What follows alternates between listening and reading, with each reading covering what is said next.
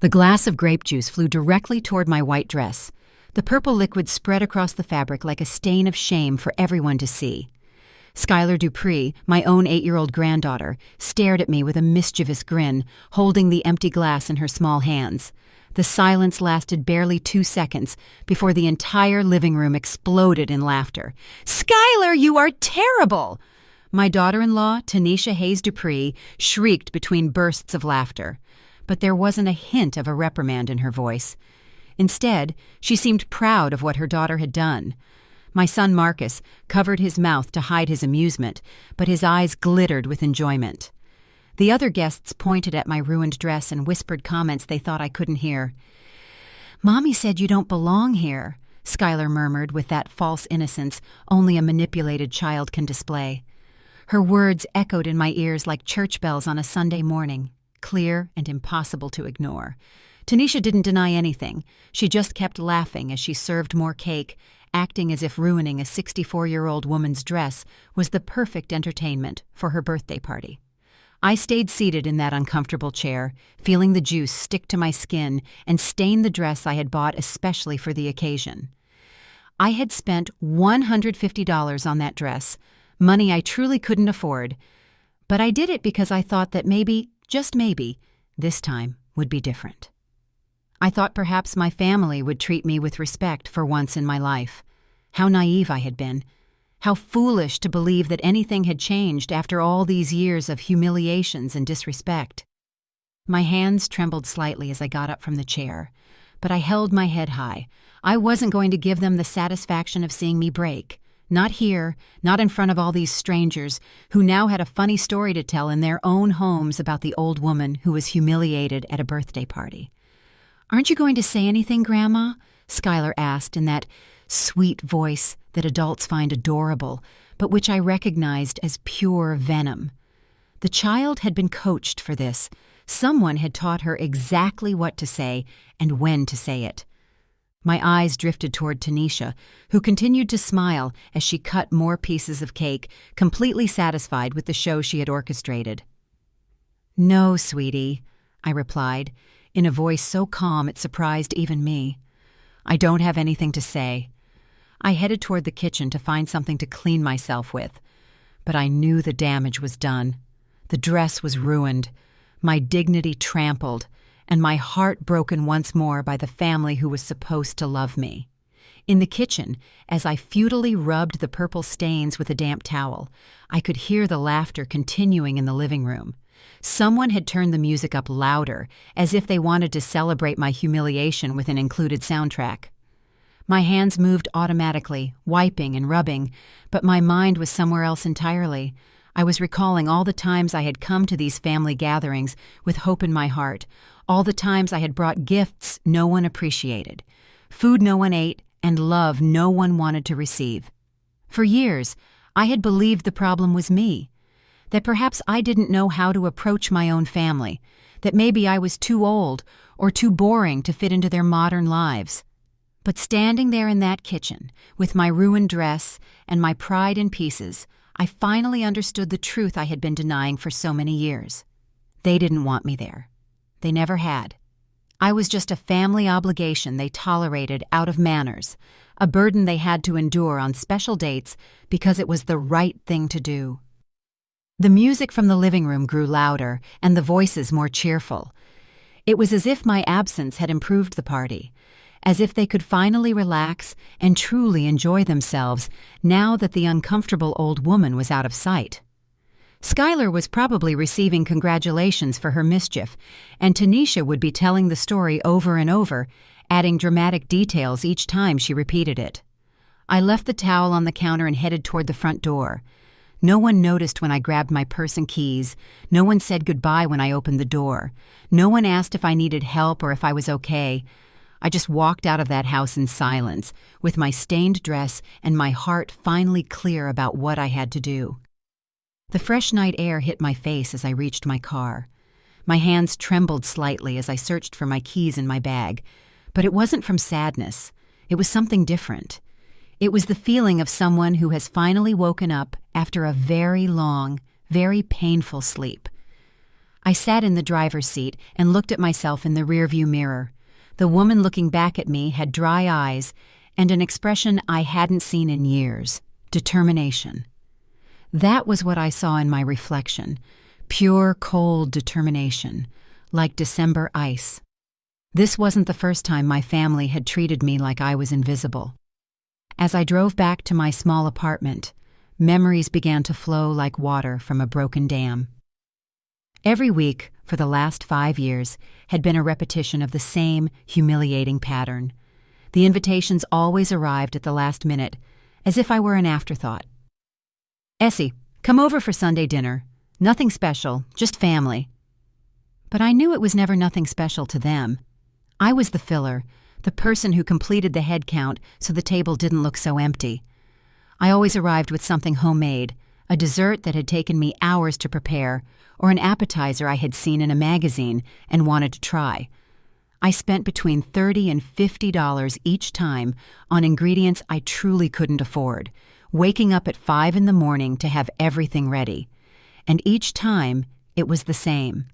They left my food in a corner of the table while everyone else rushed over the main dish brought by some other guest. "This looks so delicious," they would say, completely ignoring my contribution. By the end of the afternoon, my container always returned home with me, nearly untouched, with barely 1 or 2 servings taken out of courtesy. I remembered Marcus's birthday last year. I had spent $200 that I didn't have on a watch he had mentioned wanting. I took 2 buses to get to the downtown jewelry store because I couldn't afford a taxi, and I arrived home with swollen feet and a heart full of expectation. I thought that maybe, just maybe, my gift would be the one that excited him the most. When it was time to open gifts, Marcus unwrapped mine last, almost as a formality. "Thanks, Mom," he mumbled, without even looking at the watch properly, and left it on the table to continue with Tanisha's gift. She had bought him a shirt that cost half of what I had spent, but he tried it on immediately and spent the rest of the afternoon showing it off to all the guests. My watch was forgotten among the crumpled wrapping paper and used napkins. No one else saw it. No one asked how much it had cost or where I had gotten it. To them, it was just another gift from old Essie, something they expected to receive, but that generated no real excitement or gratitude. Skylar's celebrations were even worse. Every time she had a school play or a swim meet, I was the only one who didn't receive a formal invitation. I would find out by chance when I overheard Marcus mentioning it on the phone, and I would have to timidly ask if I could go. "Sure, Mom, you can come if you want," he always said, with that tone that made it clear my presence was optional and not particularly desired. I arrived at those events with flowers I had bought with my grocery money, sitting in the back row while Marcus and Tanisha took the best seats in the front. When Skylar went on stage or stepped onto the podium, I clapped louder than anyone, my heart swelling with pride for my only granddaughter. But afterward, when everyone gathered for family photos, I was always left out of the frame. "It's just for the parents," Tanisha would explain with that fake smile she had perfected over the years. I would step aside and watch them pose for dozens of pictures that they would later upload to social media. In none of those images was there any evidence that Skylar had a grandmother who adored her and who had been there supporting her from the stands. Sunday family gatherings at Marcus's house were exercises in emotional endurance. I arrived promptly at 12 noon, as I had always been taught was correct, but the meal was never ready until 3 in the afternoon. While I waited, I would sit in the living room watching Marcus play video games with Skylar or Tanisha, talk on the phone with her friends about plans that didn't include me. "Can I help with anything in the kitchen?" I always offered, but Tanisha rejected me with a wave of her hand. "Don't worry, Essie, everything is under control." So I sat there for hours, feeling like an old piece of furniture that no one wanted, but no one dared to throw away either. When they finally served the food, I always ended up in the most uncomfortable chair, usually the one near the kitchen, so I could help serve if necessary. Conversations flowed around my presence like water around a rock. They talked about people I didn't know, places I hadn't been, plans that didn't include me. "Remember when we went to that new restaurant last month? Marcus would ask Tanisha, and she would start telling a detailed story about a family dinner to which I hadn't been invited. I chewed my food in silence, wondering why I kept going to these gatherings that only served to remind me how little I mattered in their lives. But the worst of all was Christmas.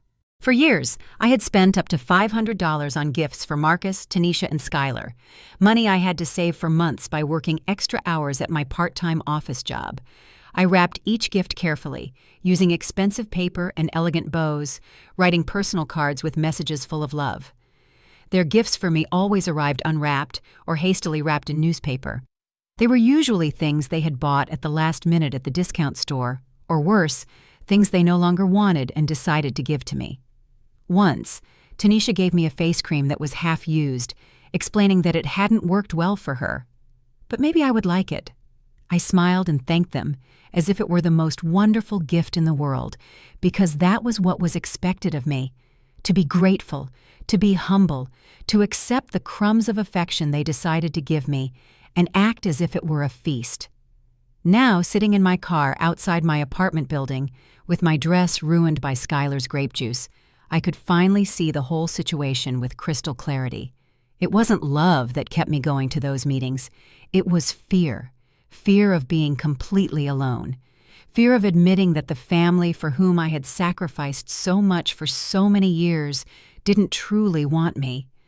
But tonight, something had changed inside me. Today's humiliation had been different because it was public and deliberate.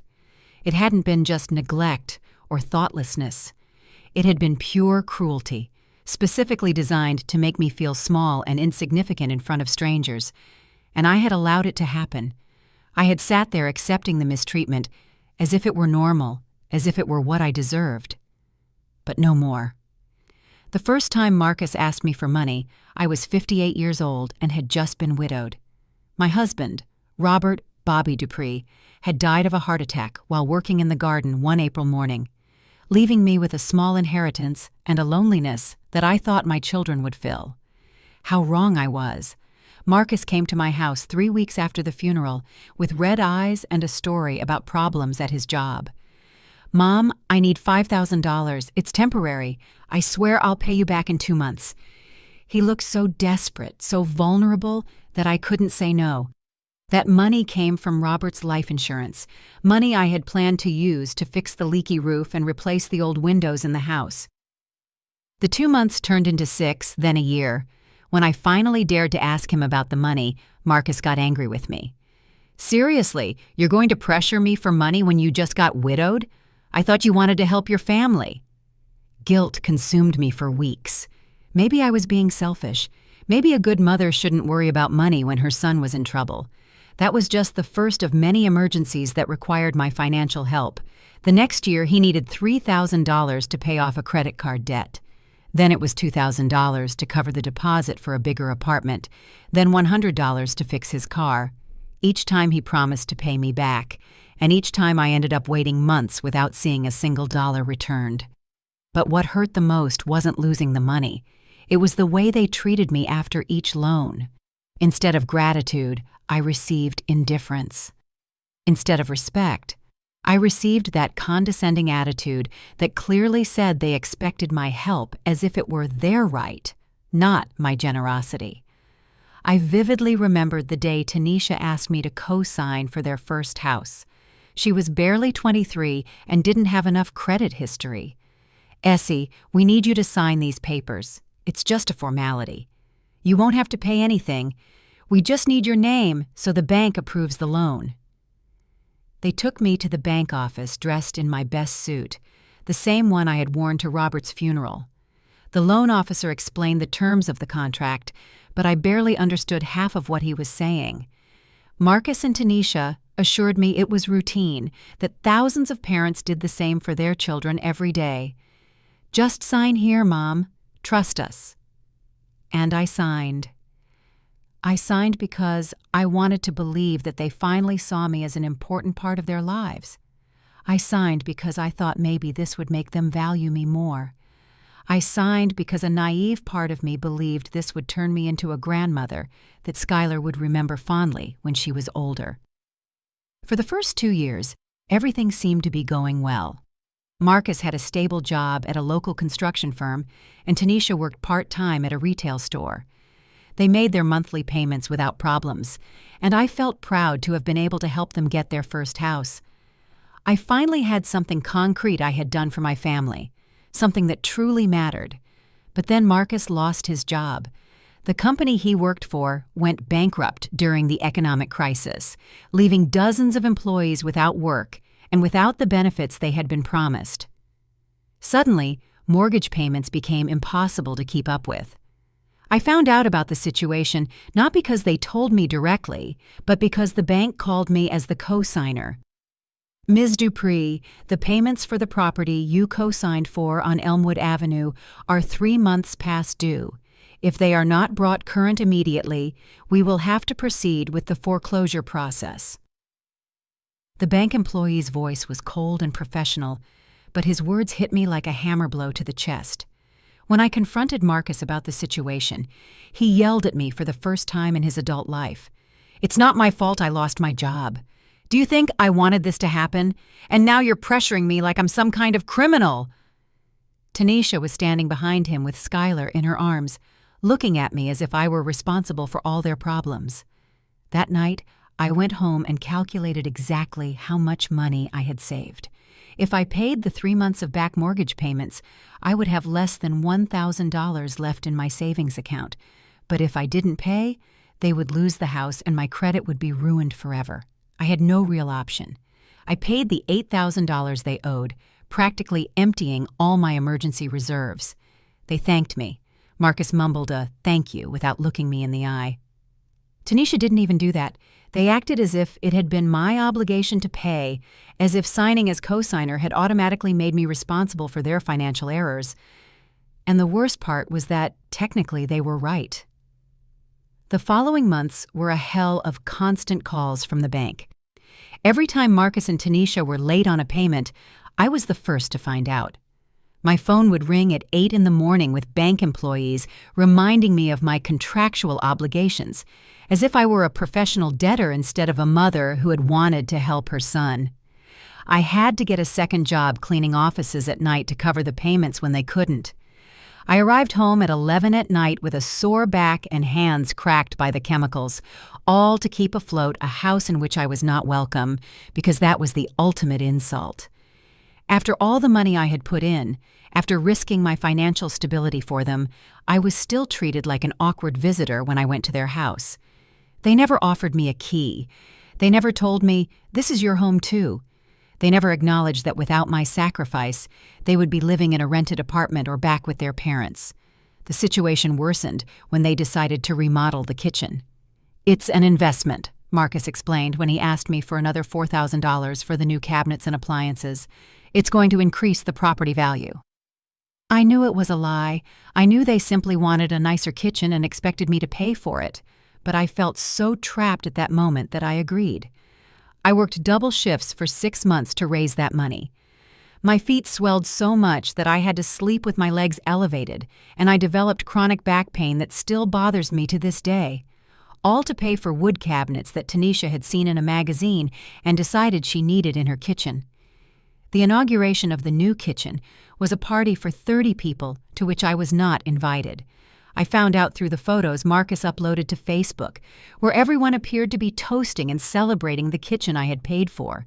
In one of the photos, Tanisha posed proudly next to the new granite island with a wine glass in her hand and a radiant smile. That night I called Marcus to ask him why I hadn't been invited. "We didn't think you'd be interested, Mom. You know you don't like crowds." It was a lie, and we both knew it. The truth was that my presence would have been uncomfortable for them. How could they show off their new kitchen in front of their friends if the woman who had actually paid for it was there to remind them of the reality? That was the first time I truly considered the possibility that my family was using me. But even then, even with all the evidence before my eyes, I found ways to justify their behavior. "They're young," I told myself. "They don't understand the value of money yet. Someday they will thank me properly." How blind I had been, how desperate to be loved I had been, that I had confused being exploited with being needed. The moment everything changed forever was when Skylar turned 7. I had planned that celebration for months, saving every penny I could to buy her the perfect gift. I knew Skylar loved horses, so I spent $300 on a themed dollhouse I had seen at the downtown toy store. It was a beautiful piece with miniature stables, small horses of different colors, and even tiny leather saddles. The night before her birthday, I worked until 2 in the morning, wrapping each small piece separately so Skylar would have many little gifts to open. I used gold paper that I had bought especially for the occasion and tied each package with pink ribbons that matched the decor I knew Tanisha had chosen for the party. I arrived at the celebration with my arms full of perfectly wrapped packages, excited to see Skylar's face when she discovered what was inside. But from the moment I crossed the door, I knew something was different.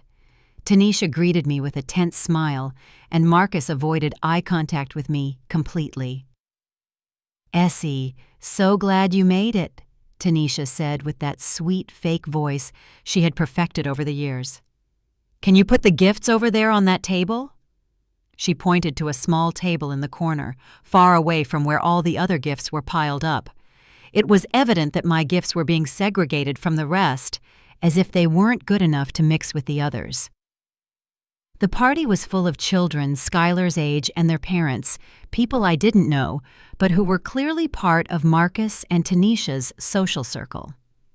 I sat in an isolated chair, watching my family interact naturally with these strangers while completely ignoring me. It was as if I were invisible, as if my presence had no impact on the atmosphere of the celebration. When it was time to open the gifts, Skylar went first to the main pile of presents. She opened a new bicycle that one of her friend's parents had given her, then a video game from her paternal aunt and uncle, then an expensive doll she had specifically asked for and that Marcus and Tanisha had bought her. Each gift was received with screams of joy and enthusiastic hugs. My gifts were left for last, almost as an obligation. Skylar approached the corner table with less enthusiasm than she had shown all afternoon. She began to open the small packages I had wrapped so carefully, but I could immediately notice that her interest was feigned. Other children had started to get bored, and some parents were already checking their phones. "How pretty, Grandma!" Skylar exclaimed each time she opened a piece, but her words sounded rehearsed, as if someone had coached her on what to say. There were no shouts of excitement, no genuine look of astonishment she had shown with the other gifts, just forced courtesy and smiles that didn't reach her eyes. What hurt the most was realizing that Skylar didn't even understand what the complete set was. To her, each little package was an individual gift unconnected to the others. The equestrian dollhouse I had envisioned as a magical play experience had become a disorganized collection of loose pieces that made no sense together. "Can I go play with my new bike?" Skylar asked, before finishing the last package. Tanisha immediately nodded, and all the children ran out to the backyard, leaving my gifts scattered on the table as if they were trash someone would have to clean up later. I sat there watching as the pieces of my perfect gift lay abandoned among the crumpled paper and untied ribbons, $300 thrown away. But what truly broke my heart wasn't the lost money, but the realization that nothing I did would ever be enough for this family. Marcus approached me as I tried to pick up the pieces of the dollhouse. "Mom, you didn't have to spend so much money. You know Skylar has plenty of toys." His tone was condescending, as if I were a silly old woman who didn't understand the real needs of a modern child. "Next time, it's better just to give us cash. It's more practical." Those words hit me like a punch to the stomach. After all the years of loans, co-signing, and financial sacrifices, Marcus had the nerve to suggest I simply give them money directly, instead of bothering to find meaningful gifts.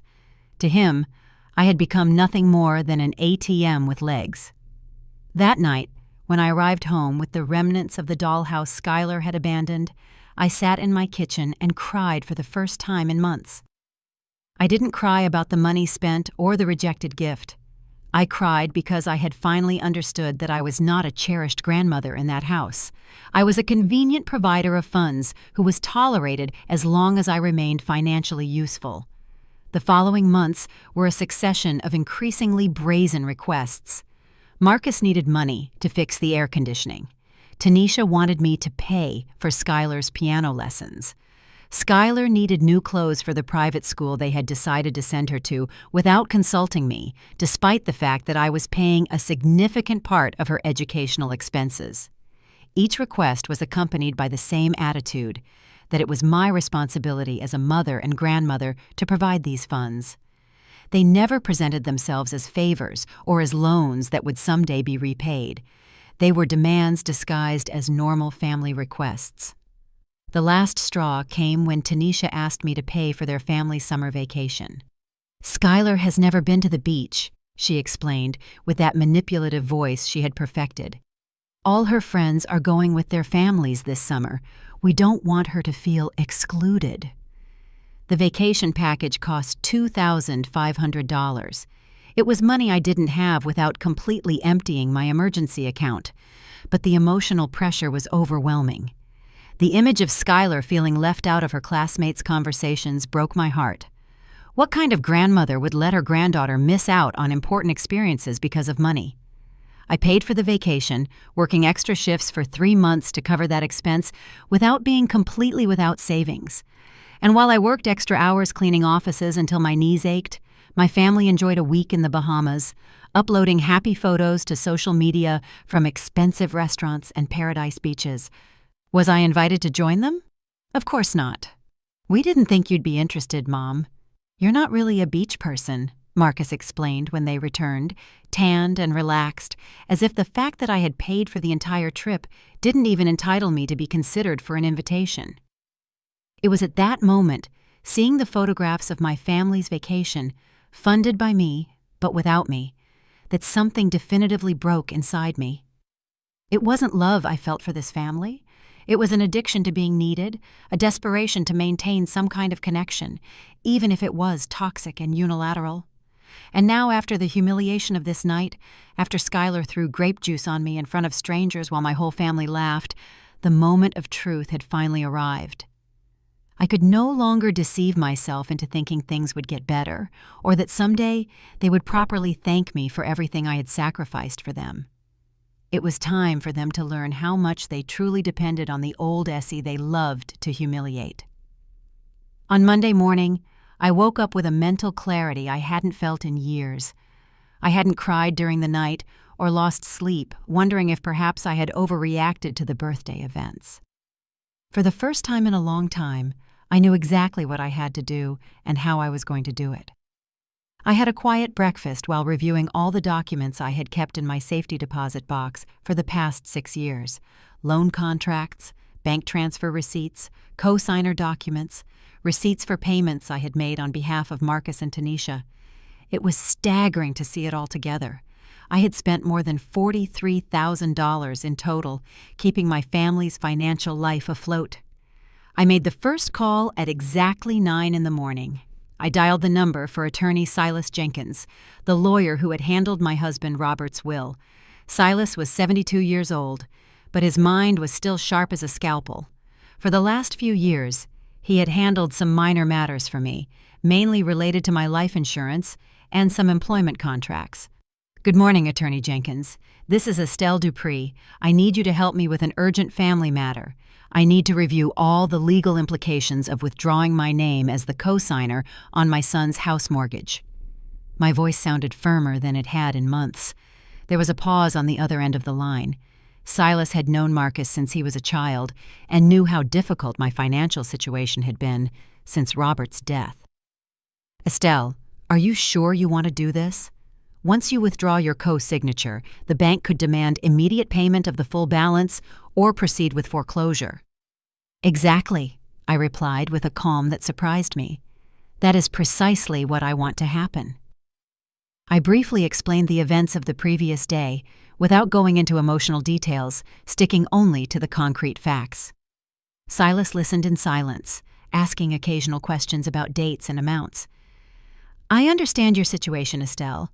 Let me review the original contracts and I'll tell you what options we have. You can come to my office this afternoon at 3. I confirmed the appointment and hung up, feeling more alive than I had in years. The second call was to the bank where Marcus and Tanisha held their mortgage. I asked to speak with the loan officer who had handled the original case, a man named Mr. David Sterling, who knew my co-signer payment history well. Mr. Sterling, I need information about the process for withdrawing as co-signer for the property on Elmwood Avenue. David sounded confused. For the past 3 years, I had been the one who always called when there were payment issues, the one who always found ways to cover the shortfalls. Ms. Dupree, is there a problem with the loan? The payments are current this month. There is no problem with the current payments, I explained calmly. I simply want to explore my legal options for withdrawing my responsibility as co-signer. David explained that it was technically possible, but it would require Marcus and Tanisha to qualify for the loan themselves or find another co-signer. If they couldn't do either, the bank would have the right to demand payment of the full outstanding balance. What is the current balance of the loan? I asked, though I already had an approximate idea. $137,000, Ms. Dupree. The figure impacted me, though it shouldn't have surprised me. Between the original mortgage, the cash-out refinances they had done, and the accrued interest over the years of irregular payments, the debt had grown considerably. I understand. Could you email me a complete statement of account and the necessary documentation to initiate the co-signer withdrawal process? David agreed, although I could detect concern in his voice. He was probably already calculating the chances of Marcus and Tanisha being able to handle that debt on their own. After hanging up, I made myself a cup of coffee and sat in my living room to process what I had just set in motion. I felt neither guilt nor regret, just a strange sense of liberation, as if I had been carrying an enormous weight for years and had finally given myself permission to drop it. For the first time in years, I went to sleep with a smile on my face. 3 weeks after signing the papers with Silas, my phone started ringing at 6 in the morning. It was Marcus, and his voice sounded completely different from the last time we had spoken. The casual confidence he always had when asking me for money or favors was gone. Now he sounded desperate and confused. "Mom, we got a letter from the bank. They say you're going to withdraw your co-signature from our house. This has to be a mistake, right? You would never do something like this without telling us first." His voice trembled slightly, and I could hear Tanisha yelling in the background about lawyers and lawsuits. "It is not a mistake, Marcus. The letter is correct." My response was quiet and direct. There was no need for long justifications or emotional explanations. The facts were clear enough on their own. There was a long silence on the other end of the line.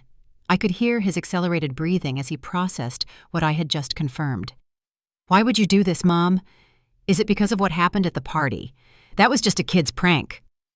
Marcus was trying to minimize the incident, to turn it into an innocent child's mischief instead of the orchestrated public humiliation it truly was. "Of course, Marcus. Kids will be kids. I'm well." I kept my answer short and neutral. "Marcus, this has nothing to do with children's pranks. This has to do with the fact that for 6 years I have been financially responsible for a house where I am not welcome, where I am treated like a problem, where they allow me to be publicly humiliated without consequences." My voice was still calm, but there was a firmness in it that Marcus had never heard before. "But Mom, this is our home. Skylar grew up here. You can't do this." Now there was real panic in his voice. He was finally understanding that his mother was not the manipulable woman he had known all these years. "This is the house that I have been paying for 6 years, Marcus. A house you bought, remodeled, and enjoyed while I worked double shifts to cover the late payments. A house where you celebrated the inauguration of the kitchen I financed without even inviting me to see it. It is time for you to learn to be responsible for your own financial decisions." I hung up the phone before he could respond. 5 minutes later, it rang again. This time it was Tanisha, and her tone was completely different from Marcus's. Where he had shown panic, she showed pure rage. "Essie, how dare you do this? We are your family. You can't let Skylar lose her home over an old woman's tantrum." Her voice was venomous, full of that hostility she had always kept barely hidden beneath a facade of forced courtesy. "Tanisha, you decided that I don't have a place in that family. Now you are going to discover what it feels like to live without my financial support." My response infuriated her even more. "You are a bitter, selfish old woman. We always knew you were like this, but now you're proving it. You're going to destroy your own granddaughter's life for revenge." Tanisha was screaming so loud that I had to hold the phone away from my ear. The only person who is going to destroy Skylar's life is her parents, who preferred to spend money they didn't have instead of teaching her respect for her grandmother. I hung up again, and this time I unplugged the landline.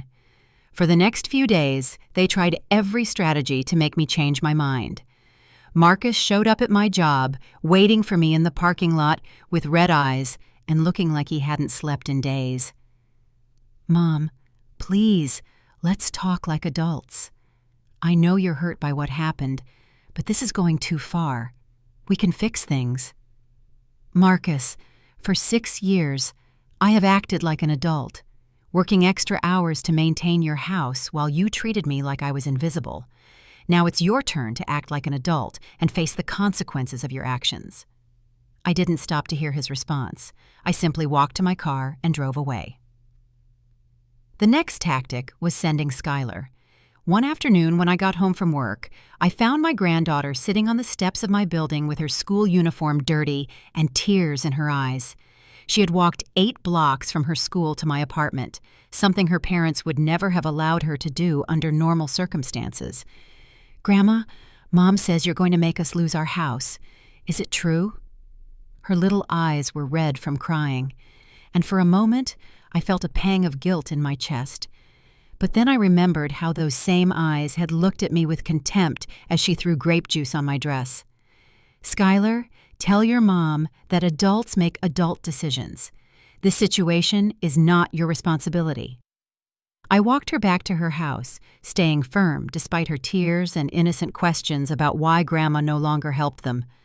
When we arrived, Marcus and Tanisha were waiting at the door with expressions that alternated between hope and rage. "Mom, look what you're doing to Skylar. Is this what you want? To see your granddaughter suffer?" Marcus pointed to Skylar, who had clung to Tanisha's leg and was sobbing. "What I don't want is to see my granddaughter grow up thinking that it's okay to disrespect older people because her parents allow it." My words cut the air like broken glass. "Skylar is suffering because you are using her as an emotional pawn instead of teaching her that actions have consequences." That night, someone keyed my car. They had used a key or some sharp object to scratch "egoist" in large letters across the driver's side door. They had also deflated all 4 tires. When I called the police to report the vandalism, the officer who took the report asked me if I had any suspicions about who might have done it. "I have some ideas, but I can't prove it," I replied honestly. The officer nodded with understanding. He had probably seen similar cases of family disputes escalating to acts of vandalism. "Ma'am, I recommend you install security cameras if possible. Cases like these tend to get worse before they get better." His words turned out to be prophetic. The following week, someone put rotten eggs on my door. Then it was balloons filled with red paint that burst against my windows. Each incident was minor enough that the police couldn't do much, but annoying enough to make it clear that someone wanted me to feel harassed in my own home. Marcus started showing up at the places where I worked, waiting for me outside the offices I cleaned at night. "Mom, this is ridiculous. We're family. Families don't destroy each other over misunderstandings." But he no longer sounded pleading. Now there was a subtle threat in his voice, an implication that things could get worse if I didn't cooperate. "Marcus, families also don't humiliate their mothers in front of strangers," I replied one night when he intercepted me in an office building parking lot. "If you really want to fix this, you can start by apologizing properly and showing that you understand what you did wrong." "We already apologized. What more do you want?" His frustration was reaching the boiling point. "Marcus, you never apologized. What you did was minimize what happened and tell me it was my fault for being too sensitive." My answer visibly infuriated him. "Fine, we're sorry. Are you happy now? Now take your name off the cosign and stop destroying our lives." He shouted so loud that other employees came out of the building to see what was happening. "That is not an apology, Marcus. That is rage disguised as remorse. A real apology requires understanding why what you did was wrong and showing behavioral changes. not just saying words because you want something in return. I walked away toward my car, leaving him shouting obscenities in the parking lot. That night, when I got home, I found all the tires on my car slashed and the windshield broken. This time, there was no doubt that someone had significantly escalated the situation. The note taped to my door confirmed it. "Last chance, you crazy old woman. Sign the papers or things are going to get worse." For the first time in weeks, I felt a moment of doubt. Had I gone too far? Was all of this worth it just to prove a point? But then I remembered the laughter of my entire family as the grape juice dripped from my dress. I remembered years of being treated like an ATM with legs. I remembered all the humiliations I had silently endured. No, I hadn't gone too far. I was just getting started. The call that changed everything came on a Wednesday morning while I was having breakfast. It was Brenda Miller, the secretary who worked at the construction office where Marcus had been employed until 2 years ago. Brenda had been kind to me during the years Marcus worked there, always asking about my health when I occasionally visited him. "Miss Estelle, I need to talk to you about something important. Can we meet in private?" Her voice sounded nervous, as if she feared someone might be listening to the conversation. "It's about Marcus and some documents I found when they were cleaning out the company's old files." We agreed to meet that same afternoon at a small coffee shop near my apartment. Brenda arrived on time, carrying a manila folder she held against her chest as if it contained dangerous secrets. She sat across from me and ordered a coffee with trembling hands before speaking. "Ms. Estelle, what I'm about to show you could get me into trouble, but I think you have the right to know." She opened the folder and took out several photocopied documents. When Marcus worked with us, he handled some of the material and supplier accounts. We found these falsified invoices that he had been submitting to receive reimbursements for materials that were never purchased.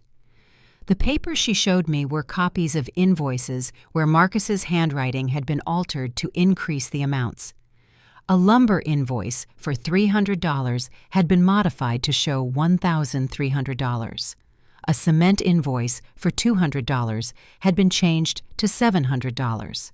There were at least 15 different documents, each showing clear evidence of fraud. "How much money did he take in total?" I asked. My voice sounded strangely calm considering the magnitude of what I was seeing. "We estimate it was around $8,000 over a 6-month period. The company owner never pressed charges because Marcus was popular among the other employees, and he didn't want to create problems. He just fired him and tried to keep everything quiet."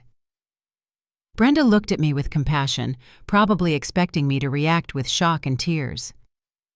"Why did you decide to tell me this now, Brenda?" It was a legitimate question. 2 years had passed since Marcus had been fired. Because yesterday Marcus came to the office trying to convince the boss to give him a letter of recommendation. He said he needed to prove he had been a reliable employee to get a loan from the bank. Brenda lowered her voice and leaned toward me. "Ms. Estelle, he also mentioned that you were being problematic and trying to sabotage his financial stability out of spite." That didn't sound at all like the woman I knew. The pieces began to fit together in my mind with crystal clarity. Marcus had been desperate to get that letter of recommendation because he knew that without the co-signer, he needed to demonstrate stable income and financial reliability to keep the house. He was also trying to construct a narrative where I was the irrational villain, preparing the ground for when the mortgage situation became public. "Can I keep copies of these documents?" Brenda nodded and handed me the entire folder. "There's more, Ms. Estelle. I spoke with Patrice Washington, who worked in human resources when Marcus was employed. She told me that Marcus had been faking overtime hours on his time cards. We also found that he had been selling company tools and pocketing the money." The image emerging of my son was completely different from the one I had held for all these years. He wasn't a young man who had had bad luck with work.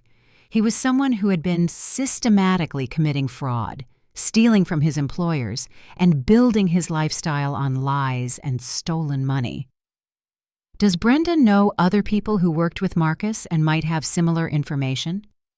She nodded and gave me the names and phone numbers of 3 former co-workers who had witnessed Marcus's questionable activities. That night I called the first number.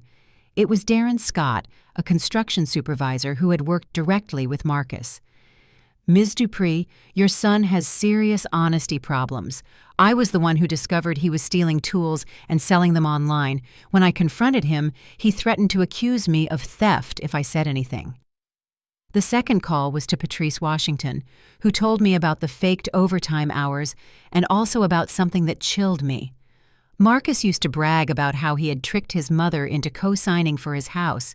He would say that you didn't really understand what you were signing and that it was easy to manipulate you because you were afraid of losing your family. Those words hit me like a fist to the stomach.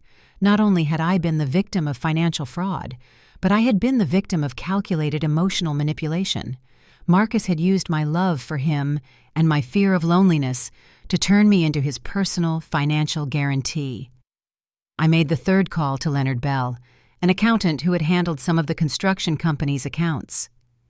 "Ms. Estelle, Marcus asked me to falsify some income documents for him a few months ago. He offered me $500 to create statements that showed income he had never had. Of course, I refused the offer, but I worry that he found someone less scrupulous who agreed to do it." After those calls, I sat in my living room with all the documents spread out on the coffee table. It wasn't just my son who had been deceiving me. It was an entire network of lies and fraud that stretched back years. The money I had been sending them for emergencies had probably been necessary because Marcus had lost jobs due to stealing, not economic bad luck. The next day, I visited Silas Jenkins with all the information I had collected.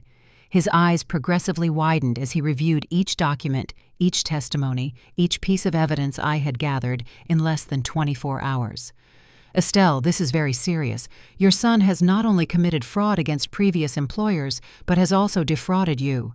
This evidence could be sufficient to press criminal charges if you so desire." "Silas, I don't want to press criminal charges against my own son, but I want this information to be legally documented in case Marcus tries to sue me or create legal problems for withdrawing my co-signature." Silas nodded with understanding. "We can prepare a sworn statement with all this evidence and have it ready in case it is necessary. I also suggest we contact the bank to inform them about the fraudulent nature of some of the income documents Marcus may have originally submitted." That afternoon, when I got home, I found Marcus waiting for me in the parking lot. But this time he wasn't alone. He had brought 2 men I didn't recognize, both intimidating-looking and aggressive in attitude. My first instinct was to turn around and leave, but something inside me told me that running away would give them exactly the reaction they expected. "Mom, these are my friends, Alfred and Manny. They understand business and family, and they think you should reconsider your decision about the house." Marcus sounded different, colder, more calculating than in our previous conversations. One of the men approached me with a smile that didn't reach his eyes. "Ms. Estelle, your son told us about your family situation. We believe in the importance of keeping families together. Maybe we can help resolve this misunderstanding." "There is no misunderstanding, gentlemen. There is a decision I have made after years of being mistreated by my own family." My voice was firm, but my heart was beating rapidly. The second man laughed with a cruel smile. "Ma'am, sometimes older people get confused about what's best for everyone.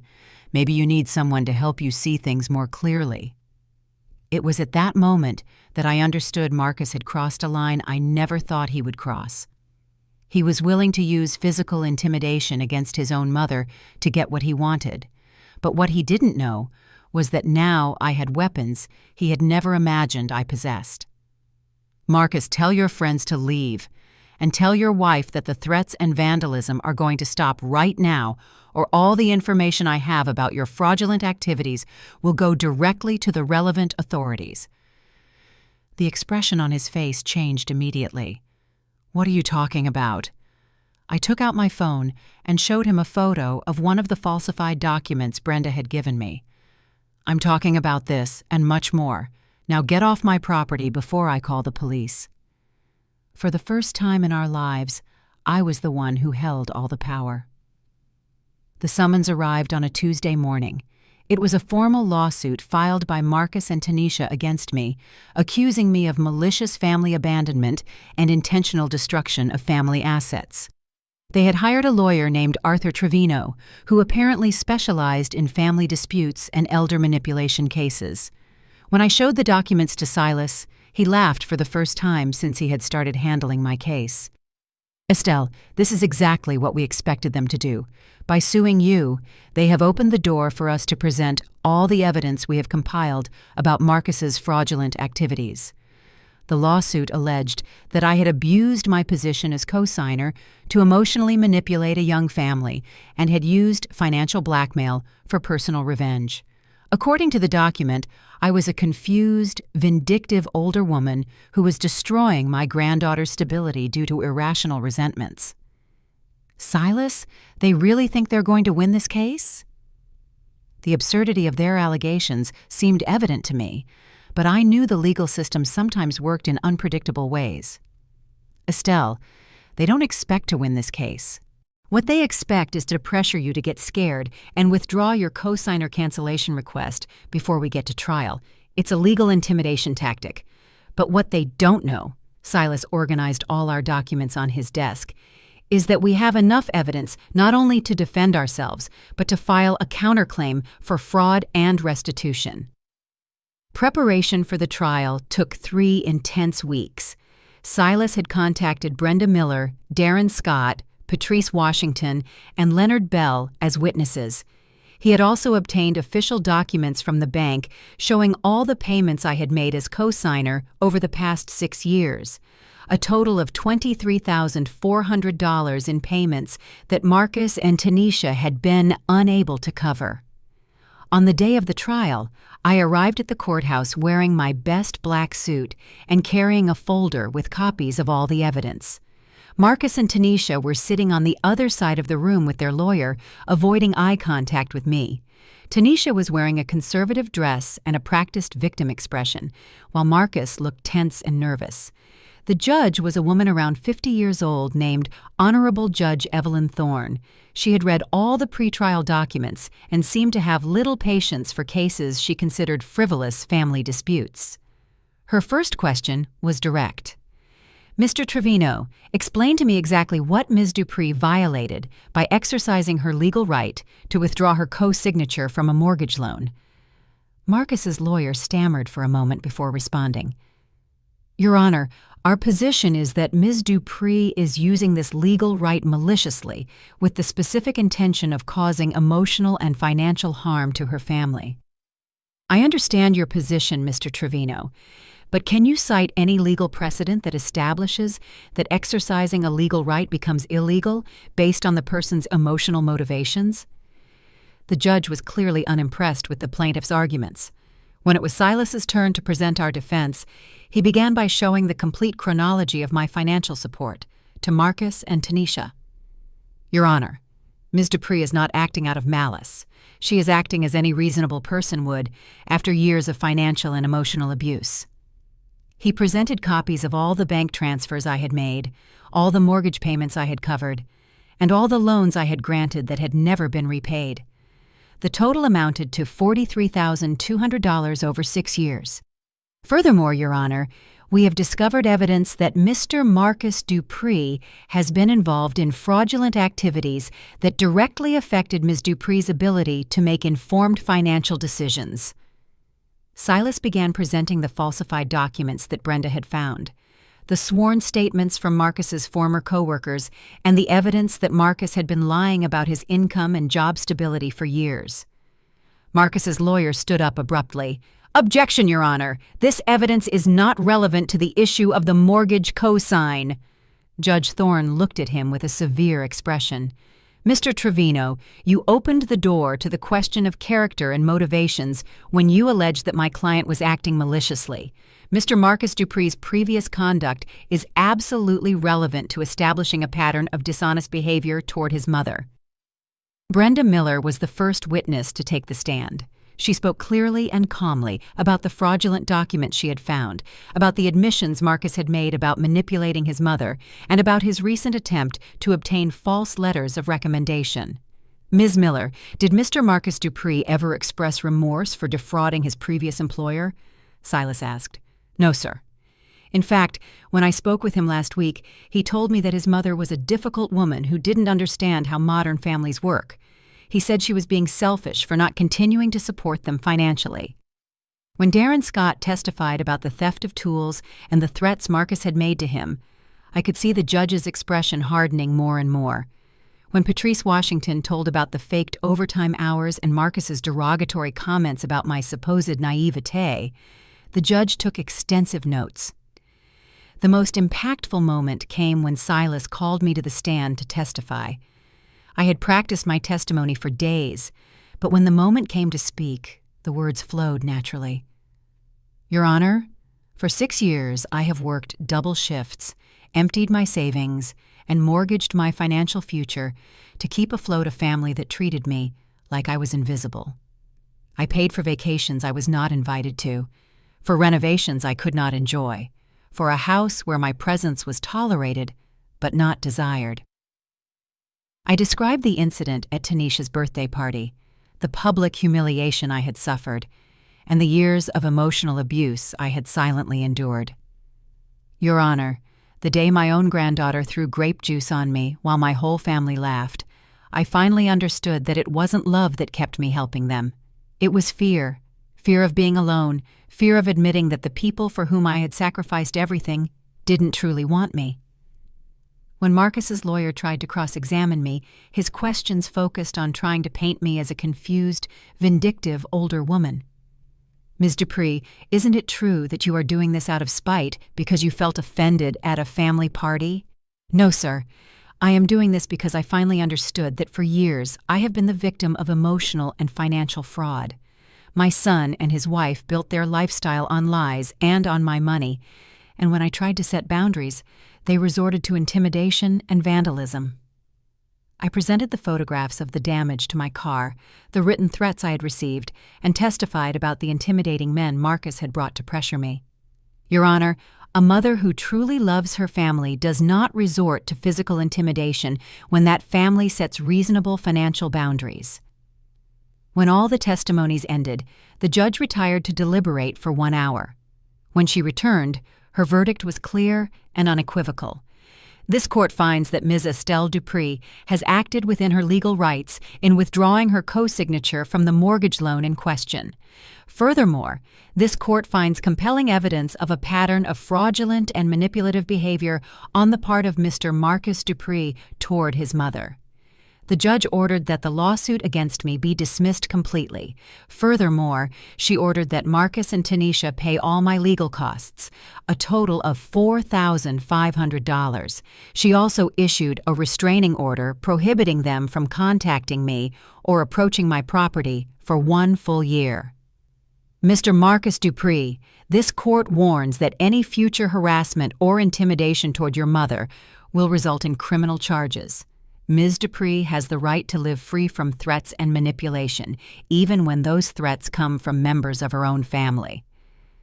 When I left the courthouse that afternoon, Silas shook my hand with a genuine smile.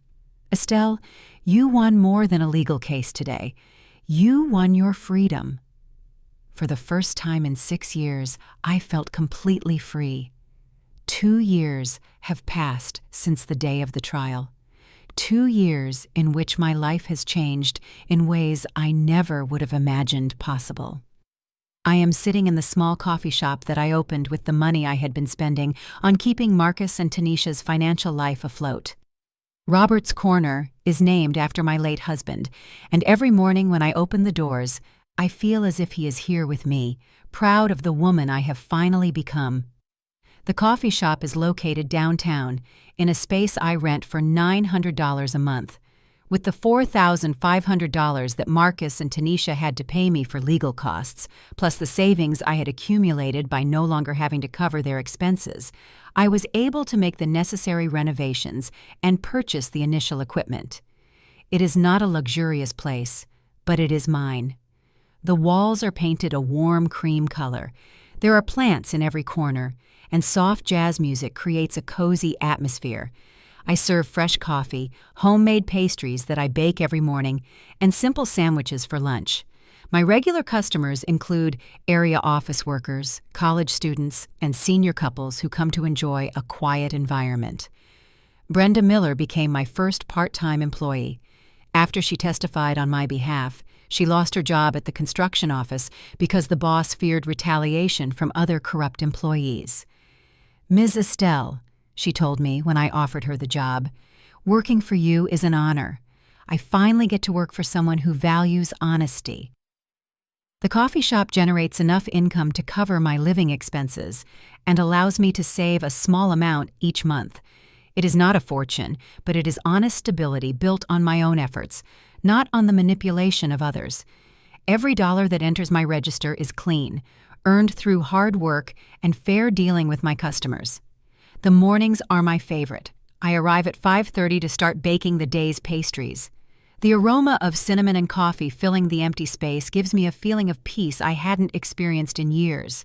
There is no phone ringing with family financial emergencies, no emotional drama, just the honest work of creating something that makes people happy. My regular customers have become a kind of chosen family.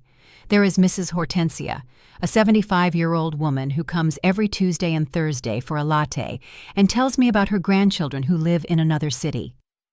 Unlike my experience with Skylar, Mrs. Hortensia talks about her grandchildren with genuine pride, and they call her regularly to ask how she is. There is also Mr. Star, Manuel, a widowed man my age who comes every morning at 8 o'clock to have breakfast before going to his part-time job at a bookstore. We have developed a friendship based on quiet conversations about books, movies, and life in general. There is no drama, no manipulation. Just two adults who enjoy each other's company without toxic expectations. On weekends, I organize small events at the coffee shop, poetry reading nights, board game afternoons for seniors, and book swap sessions. These events attract people who, like me, have discovered that true community is built on mutual respect and shared interests, not on forced family obligations. The restraining order against Marcus and Tanisha expired 6 months ago, but they have made no attempt to contact me. According to the few things I've heard through mutual acquaintances, they lost the house 3 months after the trial. The bank proceeded with the foreclosure exactly as Silas had predicted, and they had to move to a small apartment in a less desirable neighborhood. Marcus got a job at a landscaping company for minimum wage. The only employment he could find after his history of fraud became known in the local construction community. Tanisha had to get a full-time job at a supermarket to help cover basic expenses. Their lifestyle changed drastically, but they are finally living within their real means instead of relying on other people's money. Information about Skylar occasionally reaches me through Mrs. Hortensia, who knows some of the mothers at the school where my granddaughter studies. Skylar adapted to the change better than expected. Apparently, the experience of moving and seeing her parents work hard taught her lessons about responsibility that she had never learned when everything came easily to them. 3 weeks ago, I saw Skylar from the window of my coffee shop. She was walking down the street with a friend, both in school uniforms, laughing about something one of them had said. She had grown into a taller, more mature 10-year-old with a more serious but also more genuine expression. For a moment, our eyes met through the glass. Skylar stopped and looked at me for several seconds. I could see recognition in her eyes, but also something that seemed to be understanding. It wasn't the defiant look of the girl who had thrown grape juice on me 2 years ago. It was the look of someone who had learned that actions have consequences and that respect is earned, not demanded. She raised her hand slightly as if to wave to me, but then kept walking. I don't hold resentment toward Skylar. She was just a child being used by adults who didn't know how to teach her proper values. Now she is learning those values through direct experience, which is probably a better teacher than any sermon I could have given. Silas Jenkins comes to visit me once a month, always ordering black coffee and one of my lemon cakes. "Estelle," he told me during his most recent visit, "you are a perfect example of why justice is worth fighting for. You not only defended yourself, but you probably saved that family from continuing down a path that would have led them to much worse consequences." He is right. By forcing Marcus and Tanisha to face financial reality, I gave them the opportunity to build a life based on honesty instead of manipulation and fraud. It's a tough lesson, but one they needed to learn before their problems escalated to more serious legal consequences. My apartment feels different now. It is no longer a refuge where I hide from a family that mistreats me. It is my home, decorated with things I like, full of books I enjoy reading, and visited by people who genuinely value my company. I have plants that I meticulously care for, paintings I chose because they make me smile, and a tranquility that comes from knowing that no one can manipulate my emotions to get my money. On Sundays, instead of sitting through uncomfortable family gatherings, I go to church at a small, predominantly black church near my house.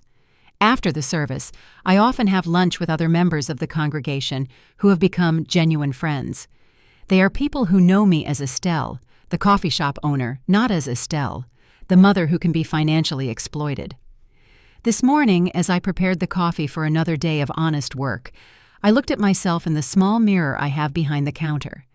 The woman looking back at me was 66 years old, with a few more wrinkles than 2 years ago, but eyes that sparkled with a confidence I hadn't seen in decades.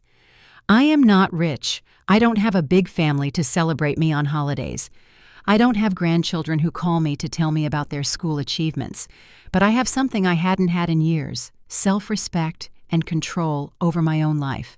The best revenge, as they say, is living well. And for the first time in my adult life, that is exactly what I am doing.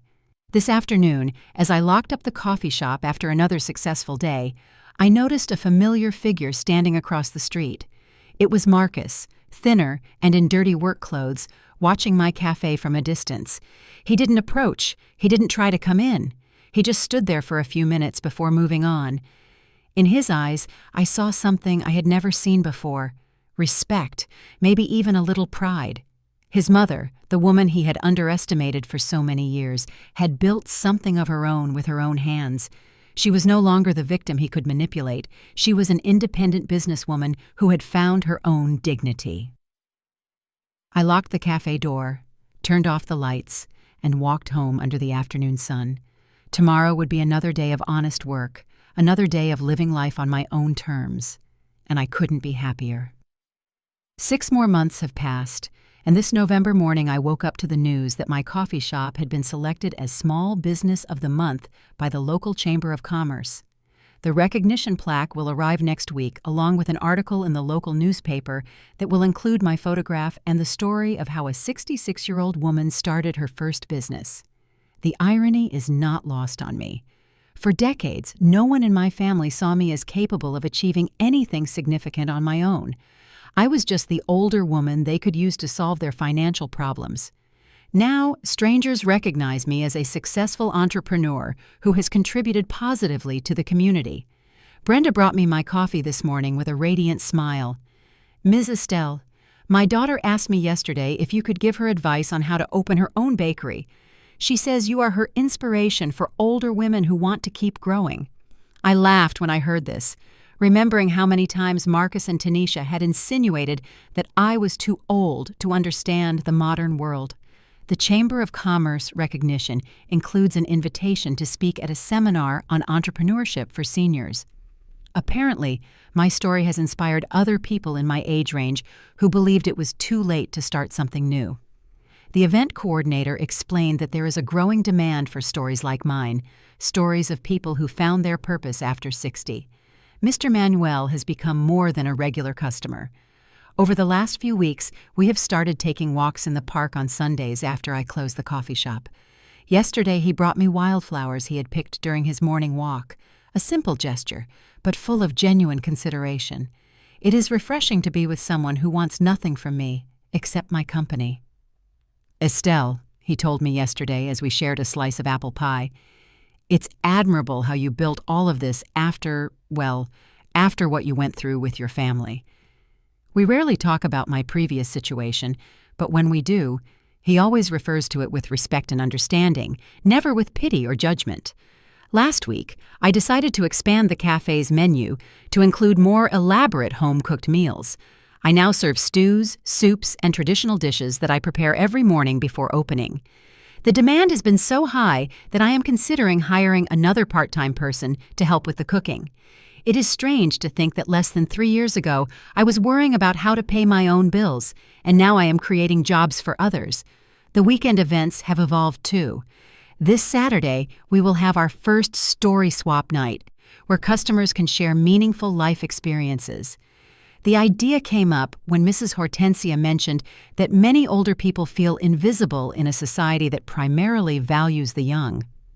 My cafe has become a space where life experiences are valued as wisdom, not dismissed as irrelevance. Yesterday, I received an unexpected letter. It was from Darren Scott, the construction supervisor who had testified about Marcus's fraudulent activities. He wrote to tell me that Marcus had applied for a job at his new company, but he had rejected the application due to his history. Ms. Estelle, the letter read, I wanted you to know that your brave decision to expose the truth has protected other employers from being defrauded. Your son needed to face real consequences to have any chance of changing. His words made me reflect on something I had been avoiding considering. Had my decision really been beneficial for Marcus in the long run? The answer, I believe, is yes.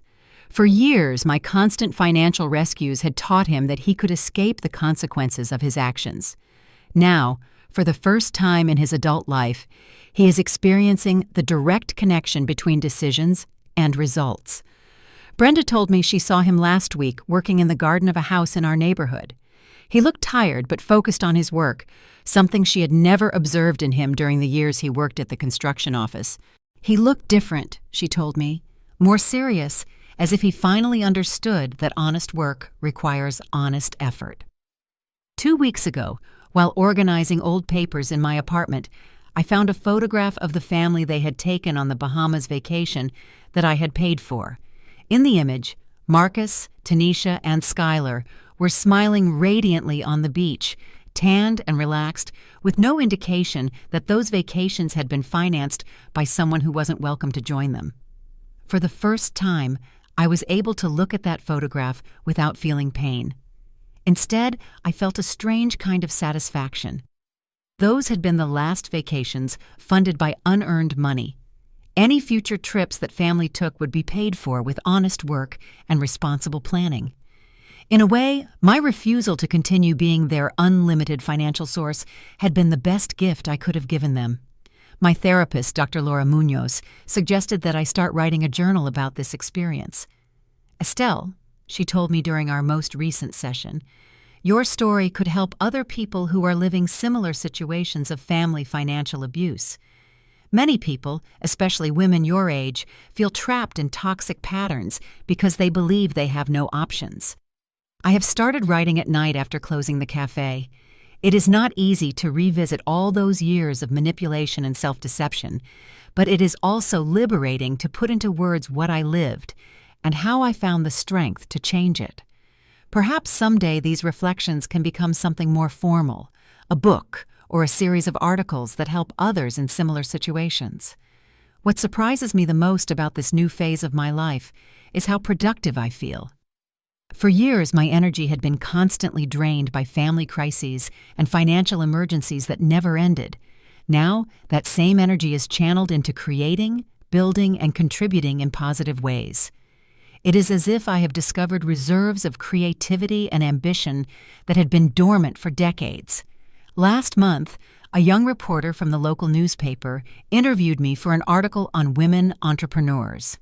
During the conversation, she asked me if I ever regretted the drastic decisions I had made with my family. My answer was immediate. The only regret I have is waiting so long to properly value myself. That sentence became the featured quote in the article, and since then, several women have come to the cafe specifically to meet me and tell me their own stories of difficult family relationships. It is comforting to know that I am not alone in having experienced these kinds of situations, and it is empowering to be able to offer my story as an example that it is never too late to reclaim your dignity. This morning, as I prepared the pastries for the day, I realized that November had arrived without me even thinking about the approaching Christmas holidays. For decades, this time of year had been a source of anxiety because it meant more family expenses, more gifts that wouldn't be appreciated, more gatherings where I would be treated as an unwanted guest in my own family. This year will be different. Brenda and I have planned to decorate the cafe for Christmas and offer seasonal specialties. Mr. Manuel mentioned that he has no specific plans for Christmas Eve, and Mrs. Hortensia commented that her children will not be able to visit her this year. I am considering organizing a small Christmas dinner at the cafe for regular customers who, like me, have created their own definitions of family based on mutual kindness and respect. The truth is, I feel happier and more complete now at 66 than I have felt since I was 20. It is a different kind of happiness than the one I had sought for so many years. It doesn't depend on the approval of others or on feeling needed. It comes from within, from knowing that I have built something valuable with my own hands and that I have finally learned to respect myself. Tomorrow will begin another day of work at my cafe, another day of serving people who value what I offer, another day of living on my own terms. And that is exactly how it should be. Did you like my story, and which city are you listening from? Let's meet in the comments. If you like the story, you can support me by sending a super thanks so I can keep bringing more stories like this. Thank you so much for your sweet support. I'm looking forward to your comments on the story. On the screen, you can see 2 new life stories that I highly recommend. There's so much more on my channel, don't forget to subscribe. See you in the next life story, with love and respect.